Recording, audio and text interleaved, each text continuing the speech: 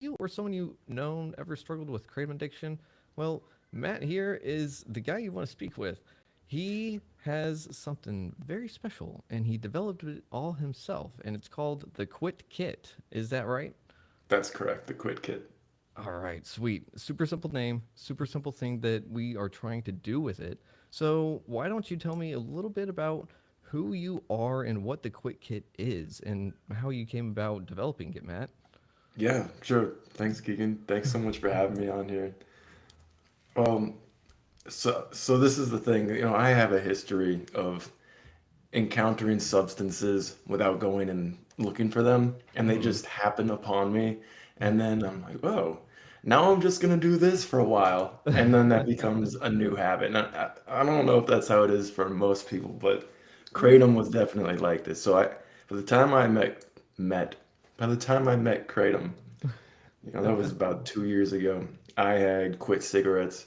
I Mm-hmm. had quit tramadol, which is it's like a low level opioid. It's a Mm-hmm. partial agonist, and booze. I wasn't drinking. I wasn't drugging. And for those of you who don't know, kratom is a partial opioid agonist. It will get you high. It's Mm-hmm. sold in different concentrations, so there's some things that won't get you very high, but there's some that'll get you massively, like through the roof. Um, so how I encountered it, basically, I was living in California. I was just going down to the corner store, and the clerk there said, "Hey, have you tried this thing yet?" And I said, "No, I don't know what that is." He said, "You should try it." And I tried it, Uh-oh. and it was just like, boom. All my mental agony, all my depression, all my insecurities, all that stuff was total back burner. And I Mm. felt great. But that Mm-hmm. was, you know, That's a that's problem. not something that should happen naturally. That's not how the brain works. That's Yeah. it's like the first step towards an addiction, and that's really how I encountered it, and that's how it started. Oh man. So you say you met Kratom. I love how you say that because because that really is how a lot of, I should say, situations happen with people and they fall into that. Hmm. And it really is a habit, an addiction, a compulsion, call it what you will. If it is ruining your life or aspects of it, it is probably something you want to address regardless, right? Hmm. Yeah, I agree. Yeah, Uh, it's. Oh, sorry. Go ahead. I was just going to say, and you were offered it at a gas station, right? Yeah, this was just a corner mart with chips and soft drinks and stuff, and I had just gone in there for a snack, and I think I was gonna look up for some CBD or something, but yeah, he just made a suggestion. It was one Mm-hmm. of his top selling items, and it's not like he was out to get me. He was just a generally nice dude. I don't think he Uh-huh. understood what he really had on his hands because even 2 years Mm. ago, the awareness about kratom and the danger of addiction in Mm-hmm. these newly synthesized extracts, Mm-hmm. it wasn't as high as it is today. Yeah. Now it's kind of like people are kind of like figuring out that this stuff is basically dime store heroin. Mm-hmm. Yeah, and that's the scary part too, is because it is over the counter medication, if you will. And Yeah. and whenever you put that medication label on it, people go, "Ooh, it can fix things," which means I can take it and it is acceptable. Mm. And that's where a lot of the problem lies, right? Because it's socially acceptable. You can get it from a store, so no one's going to bat an eye because you went and bought it legally. And for those that don't know kratom, you can just ingest it in water, right? Because it's a Mhm. concentrate, Mhm. well, of sorts. But we don't need to get into all of that. What we really want to dive into is the whole after effect of what does kratom addiction do whenever you try to get off of it? Because I know for me, alcohol withdrawal sucked. And Hmm. if I could help anyone through it, I would. But the best thing I can do is say go get medical advice and help. But kratom withdrawals are totally different in some regards, but it's still something that is extremely difficult to kick. Am I correct? Yeah, yeah, because kratom, if you've chronically abused kratom, you've been artificially stimulating your opioid receptors for a long time. Mm-hmm. and not just your opioid receptors, but all of the byproducts of doing that. So when you take an opioid agonist, what that means is that the active ingredients in whatever drug you're taking bind to the opioid receptors and activate them. And this Mm-hmm. sets into like a flurry of events into motion, one of Mm-hmm. which is your dopamine regulation and your dopamine receptors. So you take an opioid Mm-hmm. and it binds to your opioid receptors, and suddenly you're flooded with dopamine. And this is the Mm-hmm. funny thing about opioid addiction. This is you sit on the couch Mm-hmm. doing nothing of import, and your body is flooding you with this reward feeling of like, oh man, your life is good. But those are feelings that are normally reserved for like, the birth of a child, or catching the gazelle in the wild, or landing that big promotion or whatever, and your body's like, you really deserve to feel this good. It does not normally make you feel so good to just sit and do nothing on a Wednesday night on demand, right? So Yeah, one of the yeah. things about that is regarding withdrawals is your brain knows this. Your brain Mm-hmm. knows that this is fake. Yeah. So it starts to store less dopamine, focus on dopamine here, Mm-hmm. because you've been artificially stimulating its release for so long. So it's like, all right, this isn't natural. We're gonna keep less of it, so it's Mm-hmm. it's less impactful. At the same time, we're gonna downregulate the dopamine receptors so that even the lesser amount that you do get released Mm-hmm. doesn't hit as hard, quote unquote. Huh. And that's doubly bad when you quit the drug all of a sudden. Mm. Because, like, say tomorrow you quit.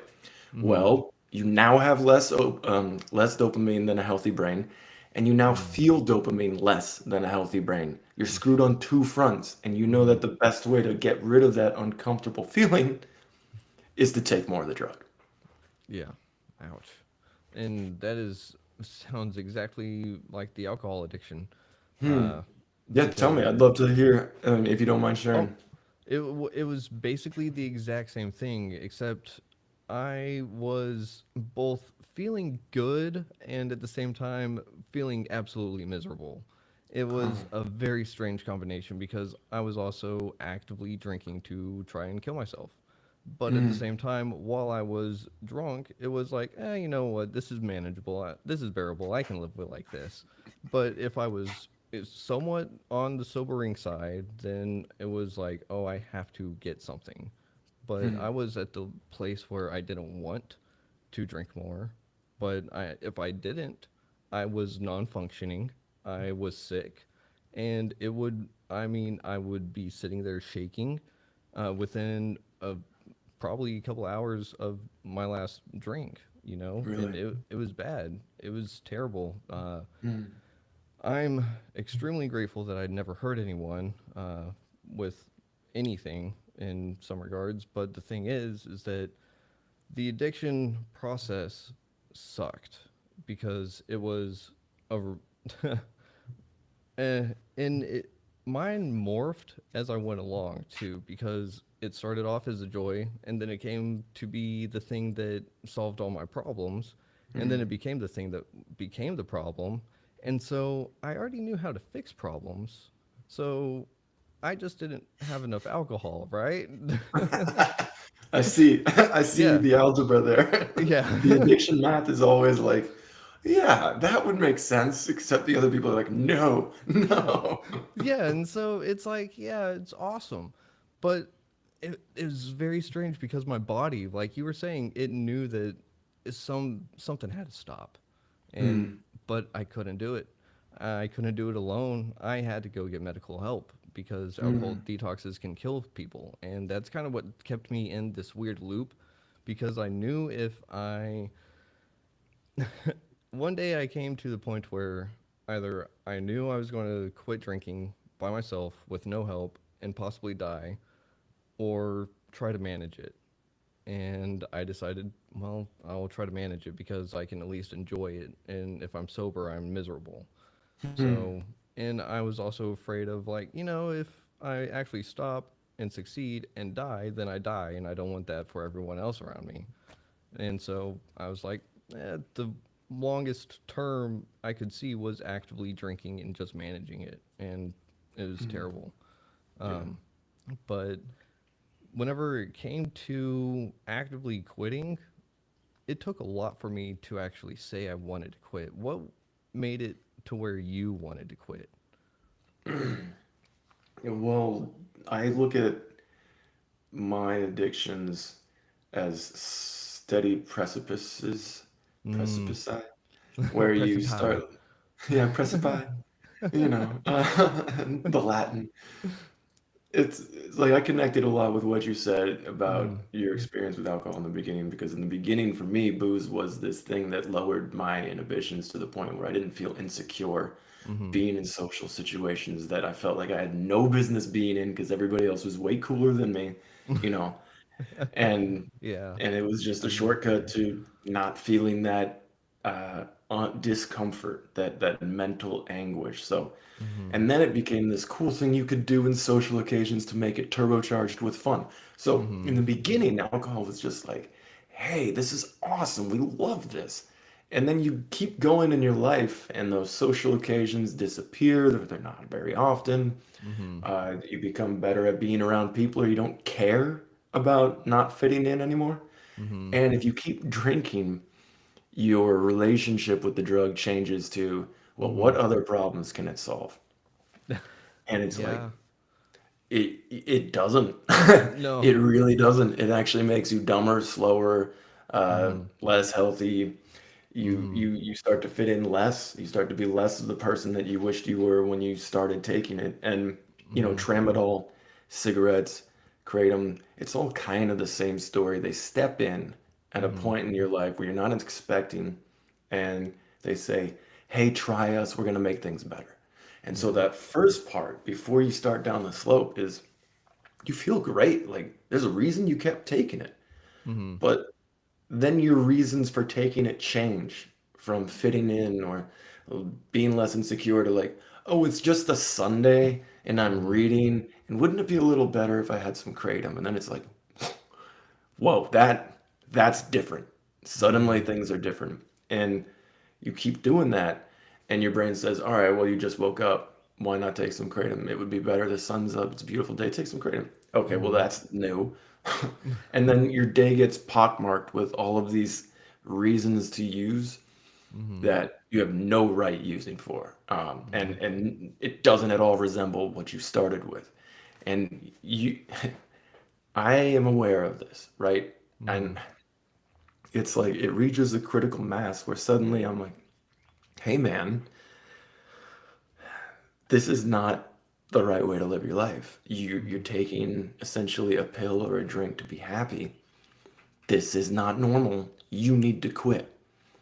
And then it's like, oh, suddenly you feel like you're looking all the way back up at the cliff that you came up from or came Mm-hmm. down from, and it can be really terrifying because you think, I don't know how to get back up there. I don't know how to get back up to where this was not my normal thing.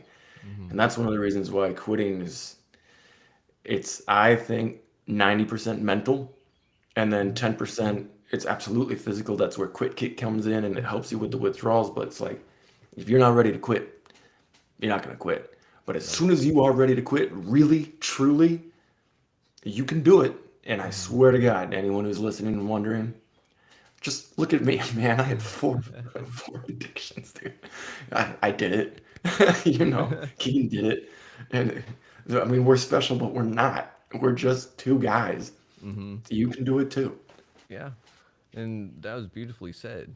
And I mean, just you encapsulated that whole relationship with addiction perfectly because it really is just like, you know what? The sun is up. That was a great reason. Thanks for that, Matt. My Yeah, brain thank you. needed another reason. And it doesn't need reasons, right?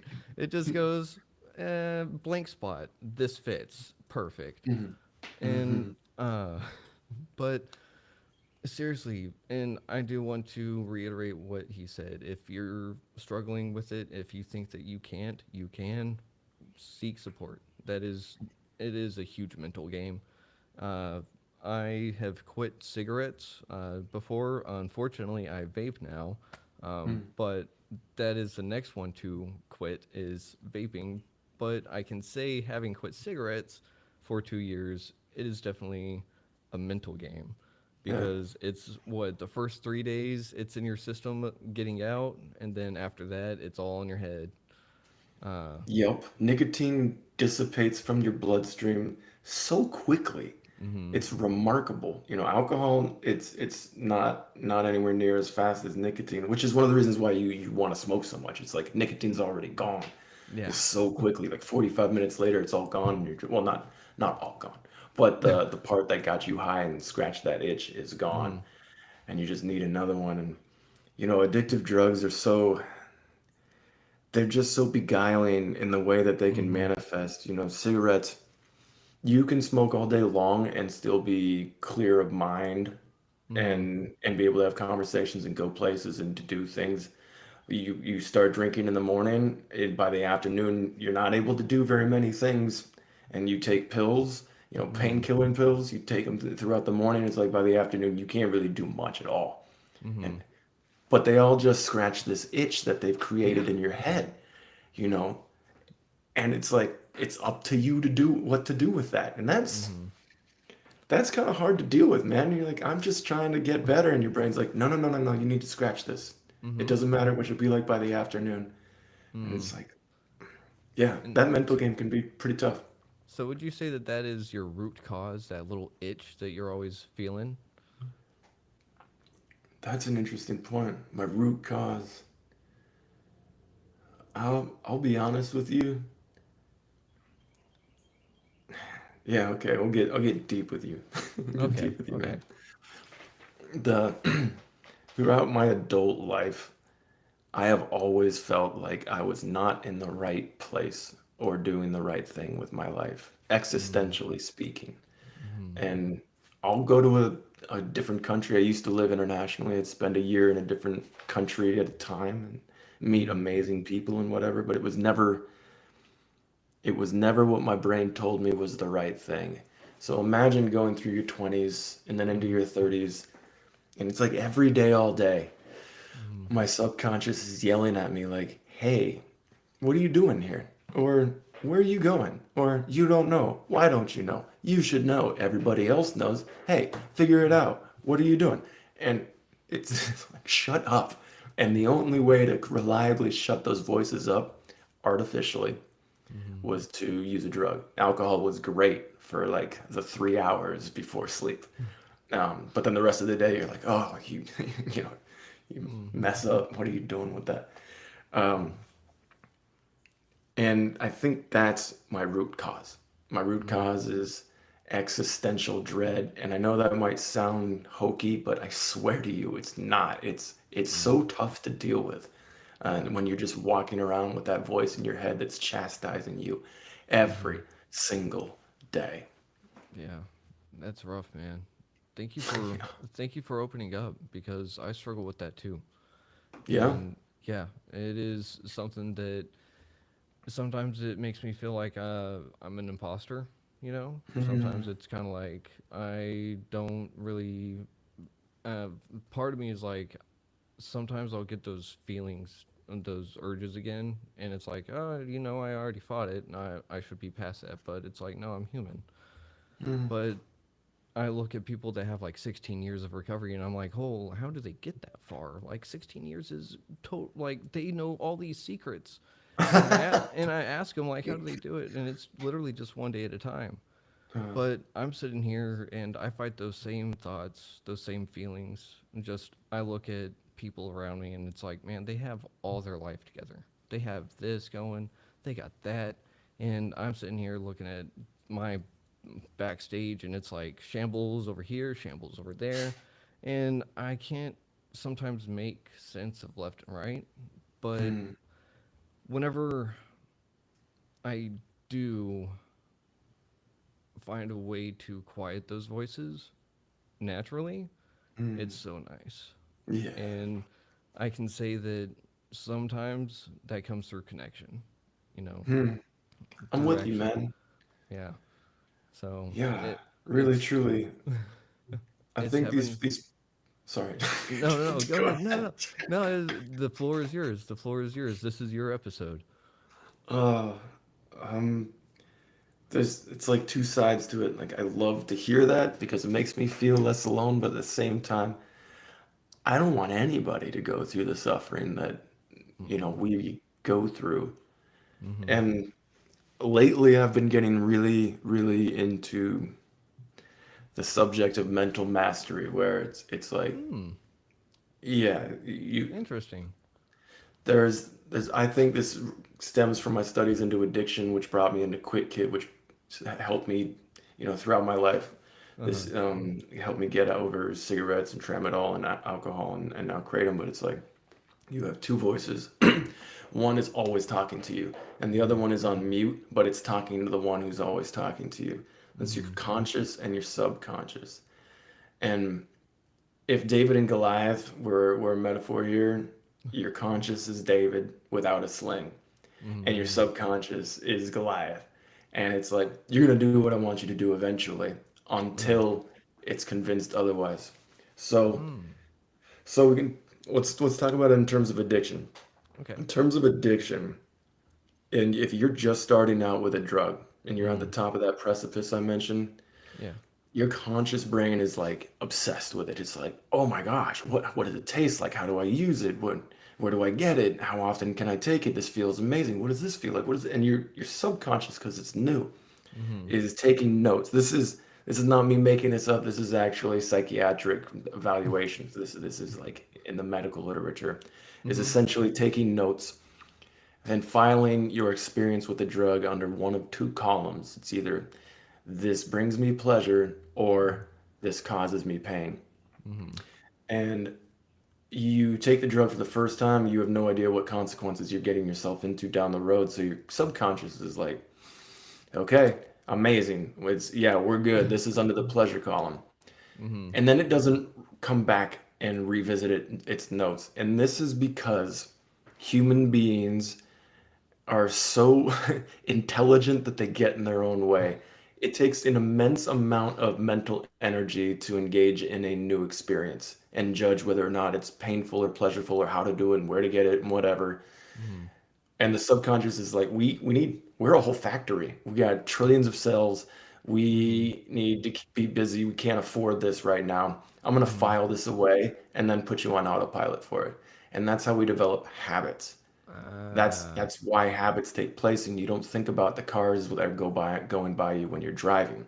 Mm-hmm. It's like you had an immense amount of mental energy when you were learning to drive. Now you have barely any, and it's kind of the same with drugs. In the first few times, you're like, "Whoa!" Like you're in rapture about the experience you're in, and then by the 30th, no, in Kratom, you're just driving to the gas station. You know Mm-hmm. where it is. You know who the guy's selling it to. You know how much it's going to cost. You know where to put the thing. You know what it's going to taste like and whatever.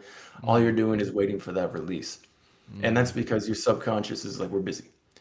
Mm-hmm. So by the time that you want to quit, your Mm-hmm. conscious brain is the one that's trying to convince your subconscious. Now it's like, hey man, my life's falling apart. I don't have any money. I'm being private. I'm keeping secrets. Like, uh, nothing is going well. And meanwhile, your subconscious is like, "No, I'm running a factory here. Like, I'm Mm-hmm. busy. I don't have time to go back to this." So you have to show it an immense amount of like an overwhelming amount of evidence to undo the Mm-hmm. like the notes that it took in the beginning to like overwrite them. Mm-hmm. And that's where I've been focusing a lot of my mental energy. Like, if I can find a way to create a protocol for that, Uh-huh. to help people get their subconscious back in the conversation, Mm-hmm. oh man, there is a gold mine in there of support and love and just escape from suffering in there. And I know I'm not the only one. Like, people have been Mm-hmm. studying this for centuries, but Mm-hmm. okay, I said a lot, but that is I think that's a huge part about the way I was able to escape my addictions is just by Yeah. engaging and re-engaging my subconscious. Okay, Yeah. I feel kind of silly I said all that stuff, but No, are you that's with me, awesome. man? That is awesome. I'm totally with you. I am totally with you because that is a really interesting way to lay it out. Because I've always been a fan of the dual consciousness theory, and it's very much the essentially, like you said, one consciousness can speak, the other one cannot. and it is conscious and subconscious in another shell. And so I love the way that you laid it out because it really is where my subconscious goes, oh yeah, that was good, I like it, and it literally will just run with it. And Yeah. yeah, and it's just gone, and it's like, all right, bye. And trying to call it back is like, uh, the street lights never turn on whenever I was a kid, right? Like, uh, It's uh, amazing. Yeah. were you young enough? Well, not young enough, or is it old enough? Either way, whenever I was a kid, it was like, hey, I'm going to go play outside, and it was like, hey, be home whenever the street lights come on. Right. It's like Right. street lights never come on, so that little guy's never coming back home, and so that's Yeah. how it is for me because I had to um, for me, it was my eureka moment came, well, in multiple ways. My steps literally fell into a near death experience. That's where my turnaround happened. But it sounds like your turnaround happened uh, and is uh, mostly happening on the subconscious level actively. Like you're actively going towards your subconscious, going, "Hey, come here." Like, Right. Like a um, carrot in front of it. yeah, and so it's really interesting that you're talking about it this way because it does really kind of speak that addiction has a mind of its own. It, you Wow. know, Yeah, man. Absolutely. Truly. because I've always described addiction as the disease of choice because I start with a choice to use or drink, and then I lose the choice. That's where the disease comes in, and the it's a paradox because the way out of it is to make that choice that I want help because I can't do it alone, or at least I personally couldn't, and that came in the form of I was going to die. But whenever your kratom addiction was really at its rock bottom, and you found yourself looking up at that person that you thought you were at the top of that Oh cliff, man. um, that feeling coming to yourself is a weird feeling, right? Um, because in a sense, it was like, oh yeah, that is me, but that was me. And it was that longing that I lost who I was that I really wanted to get back, you know? That's Um, fascinating. That's, it's so strange how we take these drugs to improve some failing we perceive about ourselves. mm-hmm. And then when we become addicted to the drug, all we want to do is get back to the person that we were before we started taking the drug. Yeah, And when you get there, you realize you weren't that bad. no. You had insecurities, but like, chances are you were a pretty good guy.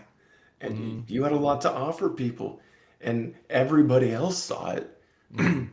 You know, one of the things you learn from people who love you, even when you're going in and through addiction, is like they know who you were before the drug, Mm-hmm. and they still love that person very Yeah. much. And it's like the drug refuses to let you remember that. The drug says, no, no, you need me to be better. Mm-hmm. And then you can make the mistake of thinking that that's your own voice. I mean, like, Yeah. no, I'm sober is worse. This might be bad, but sober is worse. And then you sober up and you're like, whoa, I was way worse when I was trying to get high all the time. Like, Mm-hmm. I see what they see in me. You know, when you're able to see in yourself what they saw in you, Mm-hmm. that's a huge part of being able to accept that sober life is superior to intoxication.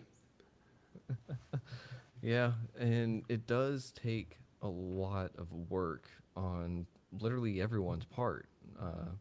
And I say that because the people that stick with us while we're in active addiction, holy cow, that is a lot of mental strength and a lot of gymnastics they have to do themselves. Hmm. Uh, Hmm. and it is something that I'll forever be grateful for everyone that has stuck through. And even the people that are like, "Hey, you're better now. How are you?" It's like, yeah, I don't blame you for not wanting to talk to me for 10 years. So, like, I was not the best guy for decades. So let's just forget that that happened. Um, but whenever you found uh, yourself in withdrawal from kratom, it's one of those things that, like, let's put it this way: whenever I found myself in withdrawal from alcohol, it would happen quickly because I was so used to having it in my system. And so I was, people described me as a high functioning alcoholic, which I like hate having to say that, but it's part of my past, right? And for me, those withdrawals would happen quickly and they would go away as soon as I would grab the bottle. My withdrawals would go away because my brain was like, ah, it's here, release. But then I would take my first shot, whatever, and my body was actually rejecting it. And I would have to force it. And then after that, nope, it is back to the games. Um, Yeah, like jump that hurdle, and your body's like, all mm-hmm. right, fine. Yep. And that was near the end. And by the near the end, I mean probably the last 3 years. Um, so, for your kratom addiction and withdrawals, how would those affect you through the day? Because I had to really essentially keep a steady supply of liquor somewhat nearby. But that was the thing, is that the withdrawal was bad enough to where I had to stay active in my addiction. You know, were your withdrawals that bad as well? Because I know that they're painful, but were they something that kept you in addiction too? You know? Yeah, mine didn't onset yeah, quickly. It was more like molasses. It would be like you wake up in the Ooh. morning and you'd be like, I'm good. I don't need to use today. I'm clean today. And Mm-hmm. then your cravings kick in about an hour later, and Mm. then they really swing in like 2 or 3 hours after you've woken up. And this is when you're Oof. making up excuses to go get coffee. And you're like, oh, I'll just go out and get some coffee. And then you come back with coffee like an extra 20 minutes. Uh, Mm. but but look, if I really wasn't gonna use that day, Mm-hmm. the cravings would turn into a steady descent into a pit of emotional darkness that I could not come back from. It would Mm. just be, I could feel it visiting upon me. Like I could feel it coming in. Mm. And the terror in response to that was real because you're like, my Mm-hmm. world is about to change. Yeah. And when it's a mental game like that, and it's less about like you can't sit still, even though that's a thing, but the depression, man, the Mm-hmm. complete inability to be a part of the world, that would come in about 4 hours after I woke up, and Mm. and it would be with me for 2 hours, 2.5 hours, and then subside, and then come back an hour or two later. Mm. This is the kind of thing where I had to get up Mm-hmm. and get in my car and drive and listen to sad music and just bawl my eyes out and just at traffic lights, like people here, and I'm just crying and they're looking at me. I'm like, a 39-year-old man alone crying in his RAV4 blasting some song from his youth, and it's just like I don't know when this is gonna stop. I don't know when it's gonna let up. Eh, and Mm-hmm. that's also one of the worst parts is because it's like you're lost in the wilderness when you're in Mm-hmm. these mental withdrawals. You don't know when you're gonna find your way out of the forest. Mm-hmm. You're just holding out your light, looking for something, and that's an incredibly desperate feeling. That's how it was, man. That's definitely how it was until I invented the quit kit. But that's a Yep. whole other story because Nope. I tried to quit twice before quit kit, and it was it sucked. And that is why I was asking you about all that, because you invented the quick kit for withdrawals. And real quick, I want to say thank you again for being vulnerable and like that, because that is, it takes a lot. And I know it does because I'm right there with you. And that, you said it very well, the terror of withdrawals and knowing that everything was about to change, trying to get sober. I never really thought about it like that, but yeah, it was a terror that my world is about to change if I stay sober, you know? Yeah. Like, whoa, I never really thought about it. It's kind of like in Lord of the Rings where Sam and Frodo stop walking for a little bit. Let's go. I was just Yeah. thinking something similar, like kind of a descent into Mordor, Yeah. Mordor slash hell, like Doom, you know? Um, but with the withdrawals, they suck, Mm. and there's not a lot people can do about them, right? Or so we thought. And you invented the quick kit. So what is the quick kit, and how does it work, and what does it do? Thank you. And so this came about because I'm a chemical engineering background. I didn't want to go get an opioid-based prescription to Mm-hmm. manage withdrawals and then enter into a 9-month tapering thing with Suboxone. I just Mm-hmm. wanted to get, uh, I just wanted to see if I could do it effectively Mm-hmm. without a prescription and a doctor visit. Quick Kit. Okay, I didn't know this at the time, but there is a voluminous amount of literature out there, clinical trials from Mm-hmm. universities all around the world that have studied how this chemical, common over the counter chemical, Mm-hmm. compound supplement combats this array of opioid use withdrawal symptoms. And these studies were conducted because they had similar interests as me. Like, is there another way other than these prescription medicines, medically assisted treatment programs? Mm-hmm. So they studied it, rats, mice, and humans. And so I delved into these studies, and it's like, oh, yeah, there's stuff I can buy on Amazon right now that'll help with this stuff in this Mm-hmm. very specific way. Huh. And yeah, I was shocked, but it made sense Interesting. chemically. Like I said, Yeah. chemical engineering background. So I looked at the way that these chemicals reacted and the way they interact with the Mm-hmm. biology of your nervous system. It's like, okay, so this sounds really promising. And I bought the supplements in a specific regimen. I said, okay, I have these Really? withdrawals in the morning, these in the afternoon, and these in the nighttime. Specifically, like lethargy, no Hmm. motivation in the morning, cravings and restlessness in the afternoon, Uh-huh. and an inability to sleep well at night and Mm-hmm. relax.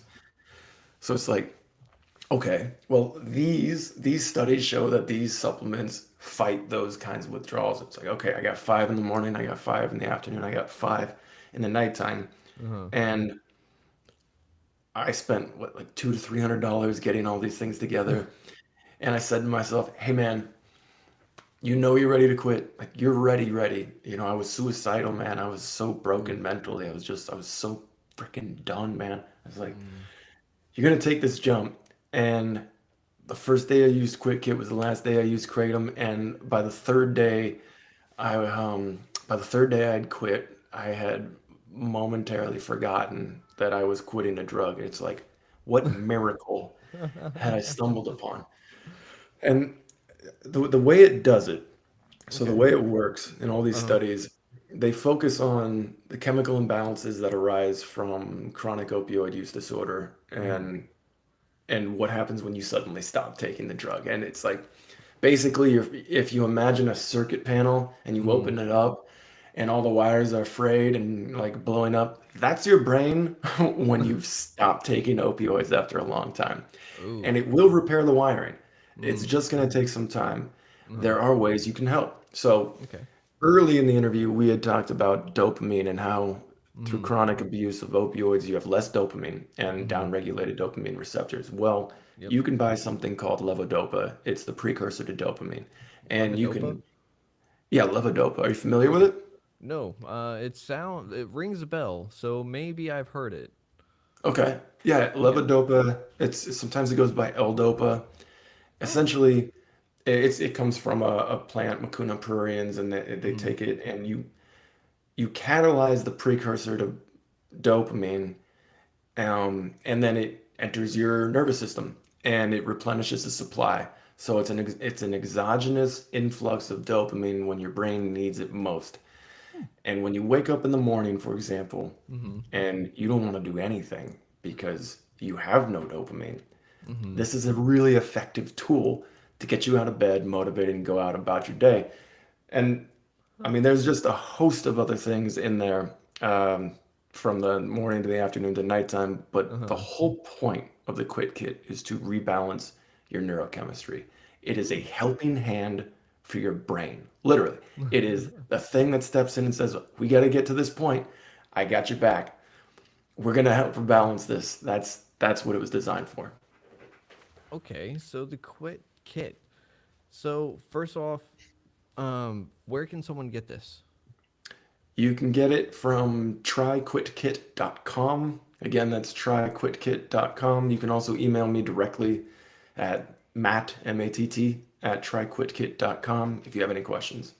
Okay, sweet. So everyone out there, if you're watching, it's on the bottom of the screen. Tryquitkit.com, and if you're listening, one more time, tryquitkit.com. That's You'll it. be That's the one. you need a nice little jingle with it. Dun-dun-dun. Tryquitkit.com. Yeah, maybe I'll write one tonight. uh, I mean, it's just a few syllables, a couple of notes or something. Dun-dun-dun. Yeah, That's reading Rainbow. tryquitkit.com. Yeah, you can do Let's it. get you quick, kid. uh, but whenever we're talking about the dopamine, I love how you were talking about the wanting to get out of bed because it's battling a depression aspect. Mm-hmm. And that depression aspect is something that can go past withdrawals too, right? So you're not just sitting there and essentially saying, "Oh, if you do this, it's going to say, oh, you're fixed." It's saying, "Here, this is going to help you get through your withdrawals and give you essentially building blocks to keep going later." Right? That's exactly it. Yeah. Yeah, the whole thing was to reduce the fear of getting sober. Just Reduce the. reduce the fear so that you can accept the beauty of not having to rely on a substance to turn on an emotion. I mean, Mm-hmm. there's true beauty there. And if you can get an advantage, wear some armor, Uh-huh. then try the Quick Kit, or learn about the ingredients on the Quick Kit website if you don't want to get the Quick Kit. It's all there. You can pick Oh. and choose as you want. I do, Ah. but yeah, yeah, I think just give yourself an advantage. So There's no what? reason not to.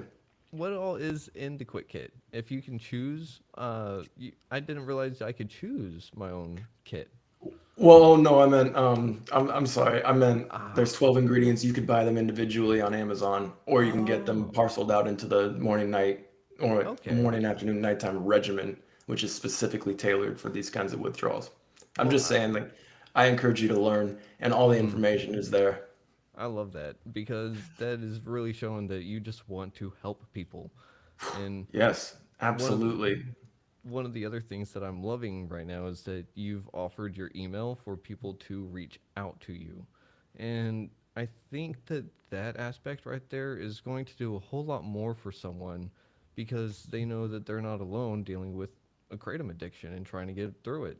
And Hmm. because a lot of people fell into it because it just fixed things, and now we're sitting here with a bunch of people that are going like, well, I have to get this, otherwise I'm not going to feel okay, and my boss doesn't like me if I'm not feeling okay, you Oh know. my God, yeah, So right.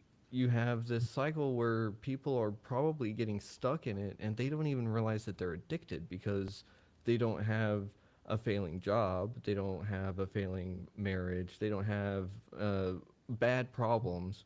So it's not an addiction, but it very well could be, you know.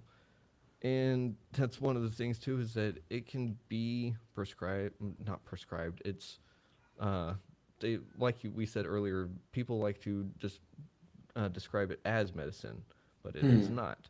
And with that being said, you've essentially created an antidote uh, regime, I and that's not, like that. That's a good way to put it. yeah, because you know, you're not just sitting there and saying quit this because it's bad. You're saying, hey, if you're having a problem with this and you need help, this is where you go. This is what you Yeah. can do. And with the quit kit, um, what was the hardest aspect developing it though for yourself, and then spreading it for everyone else? Well, developing it for myself, that was just time and putting in the energy to finding out what would work for which times of day. Mm. So I can't say that that was particularly difficult, and maybe that's just due to my background and my familiarity with doing cold research, but there was the way that Quick Kit actually started entering the larger universe from just this one guy. Uh huh.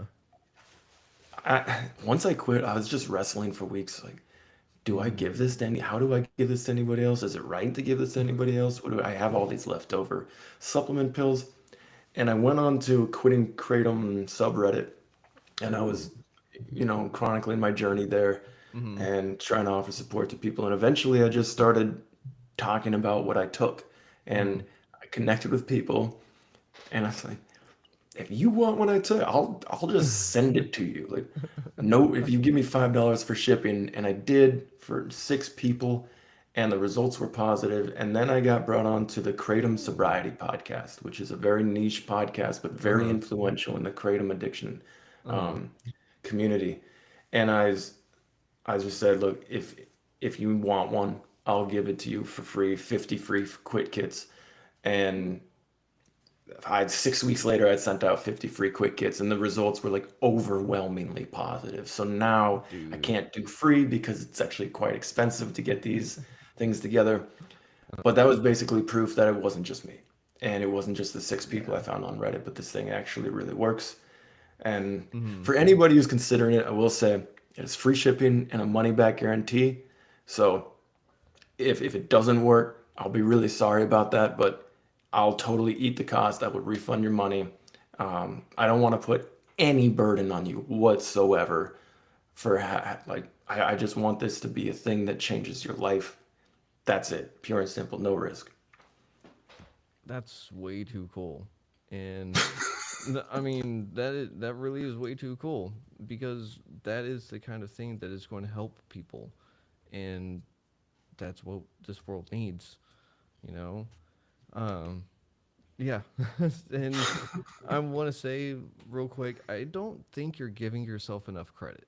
You know, Hmm. I really don't think you are, because I feel that you you're I wouldn't say you're downplaying it, but you're not saying to yourself that you did a great job because you made it through your addiction like you did.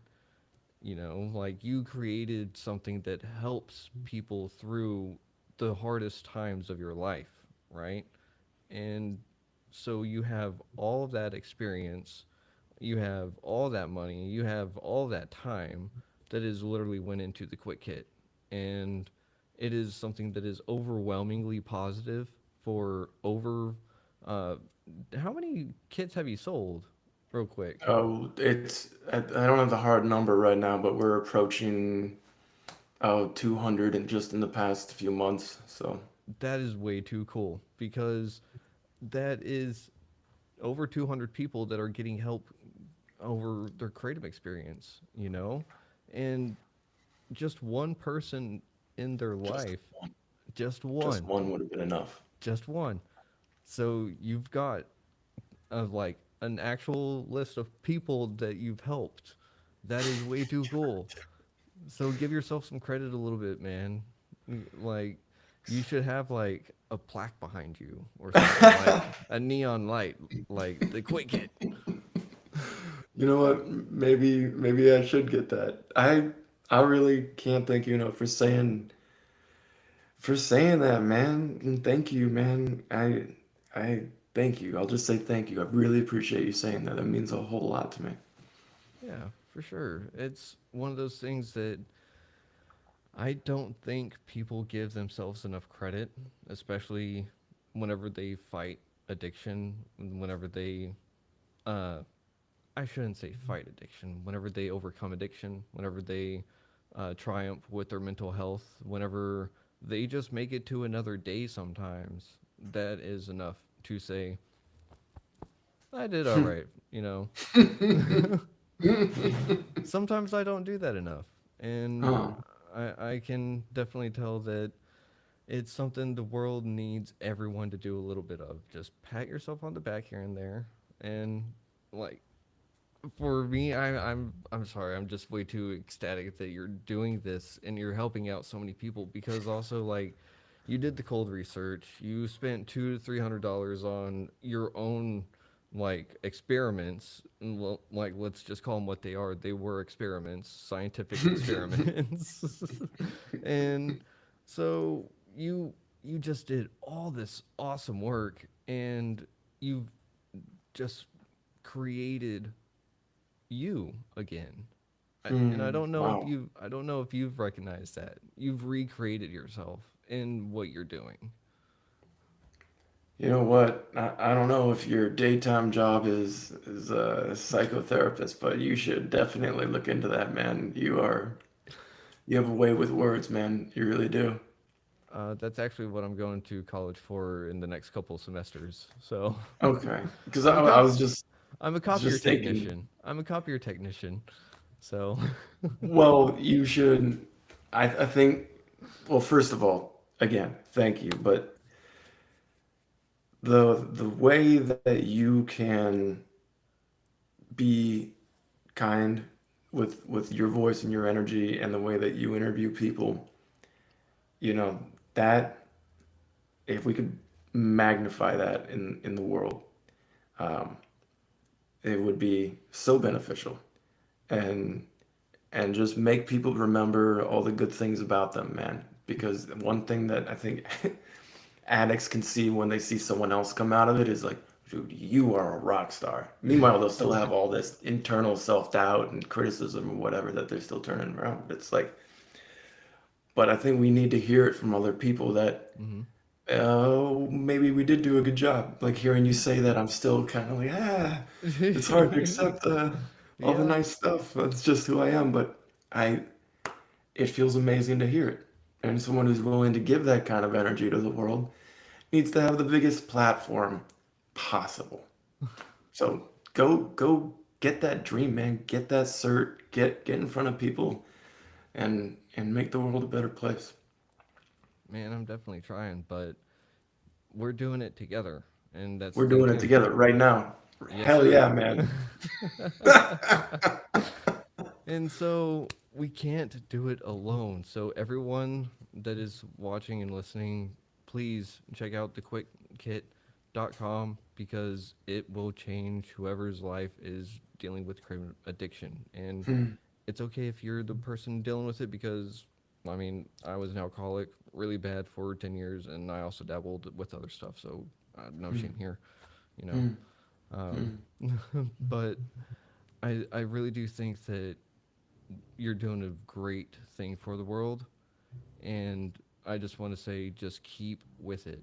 You know, like keep it going, and you're doing you're doing the thing, man. You're doing it. Thanks, brother.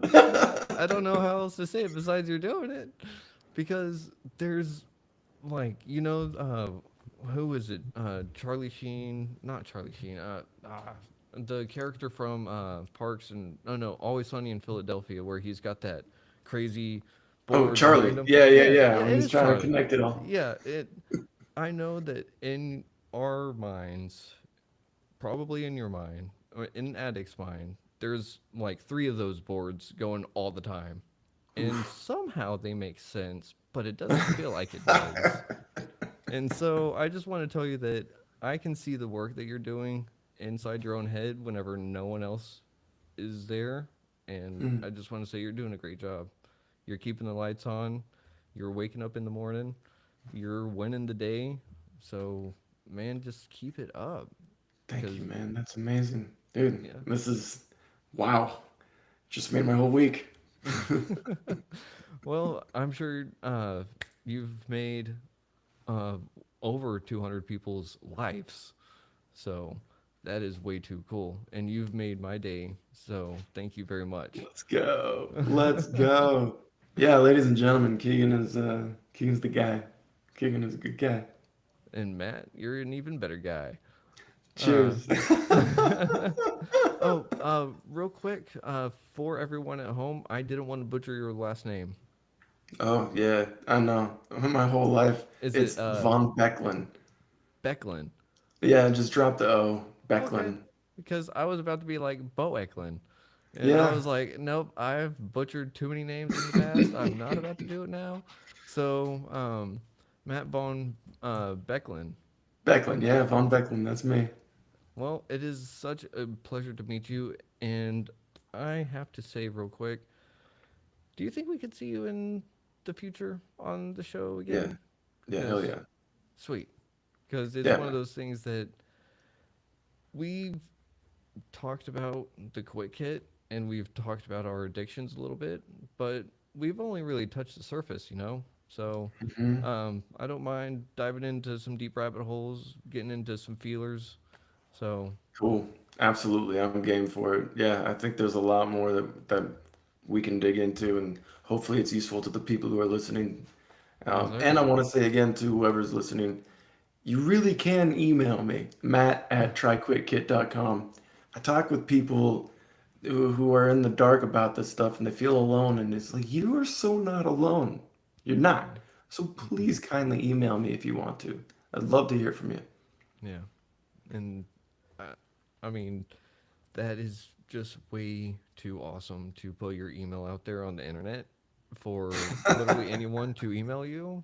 And not only on the internet, but on radio and TV, because you do realize that this is going to air out over the nation, right? Like we're Yeah, going to make sure it's gonna be interesting.